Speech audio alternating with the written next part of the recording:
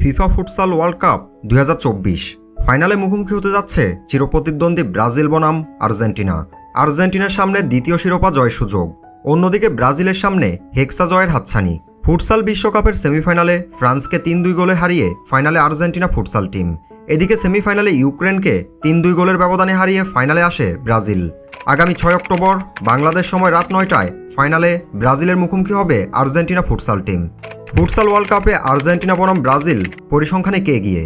এখন পর্যন্ত ফুটসাল চ্যাম্পিয়নশিপে ব্রাজিলের সাথে আর্জেন্টিনা দেখা হয় 6 বার।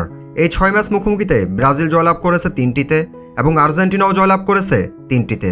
পূর্বের ম্যাচগুলো থেকে আমরা বুঝতে পারি ফাইনালের লড়াই হবে সমানে সমান।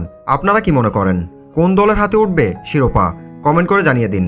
চলুন দেখে নেই যেভাবে ফুটসাল ফাইনাল সরাসরি দেখা যাবে।